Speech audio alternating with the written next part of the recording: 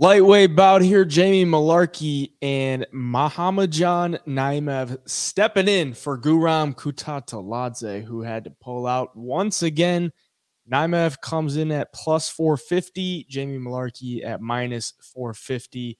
Short notice fight here. Muhammadjon is normally a 145er, and this fight's going to be at 155, so he's going to be a tad bit undersized. You can see him there, 5'9", compared to Jamie Mullarkey, 6 foot.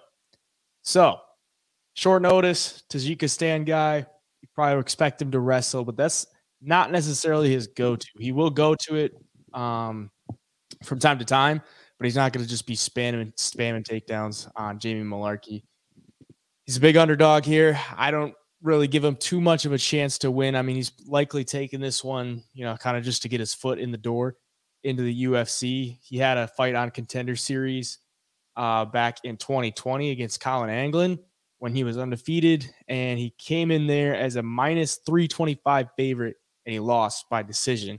And it was a wild fight, but he definitely lost. And then he lost another one after that in Titan FC to Olivier Murad, and then he's won 3 straight since then. So a little bit of a rough patch for him. Got a couple wins, taking the short notice spot here against Mullarkey, but I would say it's probably going to be all Mullarkey. If it's on the feet, dude can just stay at range and pump the jab out there, hit some leg kicks, pump the 1-2. It goes to the ground, it could get interesting, but Mullarkey is not a slouch on the ground by any means. What do you think? Yeah, the one thing I look at with Muhammadjon is if you look at his record, he's getting these big wins and these finishes over guys with pretty, lousy records, 4-3. In his last fight, he got the first round KO. But guys with good records, 10-3, he's getting split decisions. Olivier Murad in Titan FC was 4-0 at the time, and he lost to him. We saw him on the Contender Series in the loss.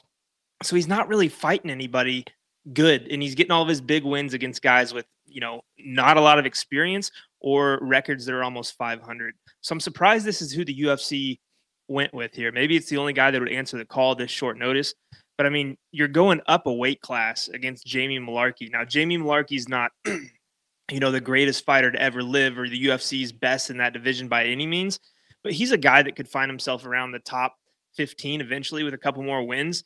And, to get that on your debut off the couch in a style like Mullarkey, too, who can kind of do it all. He's got a good jab. He's got good striking. But we saw in his last fight, he was fighting a striker, and he just took him down and kind of dominated on the ground with control. Landed some good ground and pound, and took care of him easy, 30-27 against Prado, a UFC debuter. So here we go again. Jamie Mullarkey's second UFC debuter in a row, this time getting a guy who I don't think is as good as Prado. You look at the Tajikistan wrestler here, fighter, and you would think he might be a wrestler or would have phenomenal wrestling. And he does kind of have it in his back pocket, but you can tell this guy's he's got like a karate base or a taekwondo base. He likes the striking offensively, but defensively, even on the feet, we've seen him get hit. That Murad fight in Titan FC, he was kind of getting pieced up and beat up in the first round or two. The one thing I will say, it was impressive how he kind of came on a little bit late. He almost looked faster and more crisp with the striking later in that fight. But nonetheless, he lost the fight. It's a lower level, fighter compared to Jamie Mullarkey that you're going to get here Saturday. So yeah, I just minus 450. I can understand it. Jamie Mullarkey should get the win. I think anywhere this fight goes, he'll have the advantage. I could see Mullarkey just taking him down and doing the same thing he did to Prado, if I'm being honest. And if that doesn't work out, take your chances on the feet. I think Mullarkey's going to be better. Also, if this fight gets past the first round, I think Muhammadjon's in trouble here. I really do. Give me Jamie Mullarkey for the pick. Wish this line was a little bit closer because minus 450 is a hefty price tag. But yeah, I think Mullarkey gets it done. Yeah, how about Mullarkey, man? He was set up against Guram as like a big underdog, and now he's getting a guy on short notice who's a smaller guy, and he's could get set up for a finish to get a bonus or something like that. Yeah. But Naimov has never been finished, so he's going to be a tough out. But like you kind of alluded to, on the feet, there's some holes that Mullarkey can definitely poke through. And he's been fighting at a much higher level for a much longer time. He's got 7 UFC fights. He's fought Alexander Volkanovski before back in Australian FC.